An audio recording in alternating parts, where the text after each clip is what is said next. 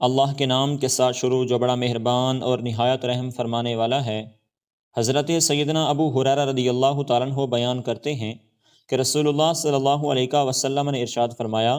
جب رمضان آتا ہے تو آسمان کے دروازے کھول دیے جاتے ہیں، اور ایک روایت میں ہے جنت کے دروازے کھول دیے جاتے ہیں اور جہنم کے دروازے بند کر دیے جاتے ہیں اور شیاطین کو جکڑ دیا جاتا ہے،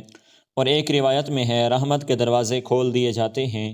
حضرت سہل بن سعد رضی اللہ تعالیٰ عنہ بیان کرتے ہیں کہ رسول اللہ صلی اللہ علیہ وسلم نے ارشاد فرمایا، جنت کے 8 دروازے ہیں، ان میں سے ایک دروازے کا نام ریان ہے، اس میں سے صرف روزے دار ہی داخل ہوں گے۔ حضرت سیدنا ابو ہریرہ رضی اللہ تعالیٰ عنہ بیان کرتے ہیں کہ رسول اللہ صلی اللہ علیہ وسلم نے ارشاد فرمایا،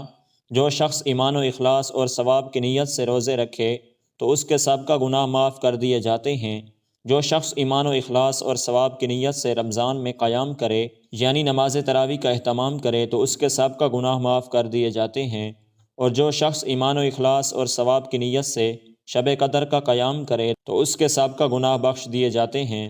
حضرت سیدنا ابو ہریرہ رضی اللہ تعالیٰ عنہ بیان کرتے ہیں کہ رسول اللہ صلی اللہ علیہ وسلم نے ارشاد فرمایا، ماہ رمضان تمہارے پاس آیا ہے، اللہ تعالیٰ نے اس کا روزہ تم پر فرض کیا ہے، اس میں آسمان کے دروازے کھول دیے جاتے ہیں، جہنم کے دروازے بند کر دیے جاتے ہیں اور سرکش شیاطین بند کر دیے جاتے ہیں۔ اس ماہ میں ایک رات 1000 مہینوں سے بہتر ہے۔ جو شخص اس کی خیر و بھلائی سے محروم کر دیا گیا تو وہ ہر خیر و بھلائی سے محروم کر دیا گیا۔